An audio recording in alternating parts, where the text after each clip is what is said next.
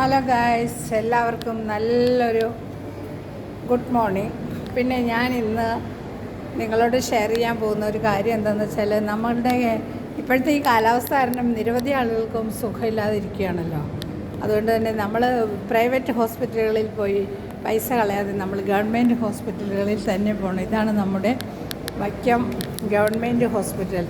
എല്ലാവിധ ഫെസിലിറ്റീസുമുള്ള നല്ലൊരു ഹോസ്പിറ്റലാണ്. ഇവിടെ സ്കിന്നിൻ്റെ ഡോക്ടറുണ്ട്, ഗൈനക്കോളജി വിഭാഗമുണ്ട്, അതുപോലെ ഡെലിവറി സർജൻ, അതുപോലെ മെഡിസിൻ, കാഷ്വാലിറ്റി, അതുപോലെ സ്കിന്നിൻ്റെ ഡോക്ടർ, ഐ സ്പെഷ്യലിസ്റ്റ്, അതുപോലെ പിന്നെ വന്നിട്ട് നമ്മുടെ ENT ഡോക്ടർ, എല്ലാ ഡോക്ടേഴ്സും തന്നെയുണ്ട്. വളരെ നല്ല, അതുപോലെ നല്ല രീതിയിൽ പ്രവർത്തിക്കുന്ന ഒരു ലാബുണ്ട്. കണ്ടോ, ലാബുണ്ട്.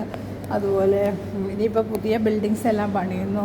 അതുകൊണ്ട് എല്ലാവരും തന്നെ നമ്മൾ ഈ വലിയ വലിയ ഹോസ്പിറ്റലുകളിൽ പോയി ഒരുപാട് പൈസ ചിലവഴിക്കേണ്ട കാര്യമില്ല. എല്ലാ ഡോക്ടേഴ്സും MBBS പഠിച്ച് നല്ല ഗവൺമെൻറ് ഡോക്ടേഴ്സാണ് നമ്മുടെ ഇവിടെ ഉള്ളത്. അതുകൊണ്ട് തീർച്ചയായും ഗൈസ്, എങ്ങനെ നമ്മൾ ഗവൺമെൻറ് ഹോസ്പിറ്റലുകളിൽ പോയാലും പ്രൈവറ്റ് ഹോസ്പിറ്റലുകളിൽ പോയാലും നമ്മൾ ഇരുന്ന് തന്നെ വേണം ഡോക്ടറെ കാണാനായിട്ട്. ആ ചീട്ട് പ്രകാരം മാത്രമേ നമുക്കകത്ത് കയറാൻ പറ്റുള്ളൂ. അതിനുള്ള ക്ഷമ കാണിക്കുകയും നല്ല രീതിയിലുള്ള ടെസ്റ്റുകൾ നടത്തണം. ഇപ്പോൾ ചെറിയൊരു പനി വന്നാൽ പോലും നമ്മൾ വളരെയധികം ശ്രദ്ധിക്കേണ്ടതുണ്ട് ഗൈസ്. അപ്പം നമ്മുടെ ഇന്നത്തെ കാഴ്ച എന്ന് പറയുന്നത് നമ്മുടെ ഹോസ്പിറ്റലുകളാണ് കേട്ടോ. നമ്മുടെ ഗവൺമെൻറ് ഹോസ്പിറ്റലുകൾ ഒരിക്കലും നമ്മൾ തള്ളിക്കളയരുത്. കാരണം എല്ലാവിധ ഫെസിലിറ്റീസും ഉള്ള ഈ ഹോസ്പിറ്റലിൽ തന്നെ നമ്മൾ പോയി നമ്മുടെ കുട്ടികളെയും നമുക്ക് എന്തെങ്കിലും അസുഖങ്ങൾ വന്നാൽ മരുന്ന് വാങ്ങിക്കാനും ശ്രമിക്കണം.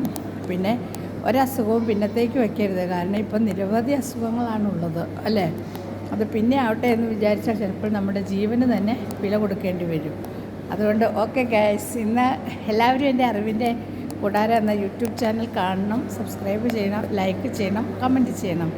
Okay, bye bye.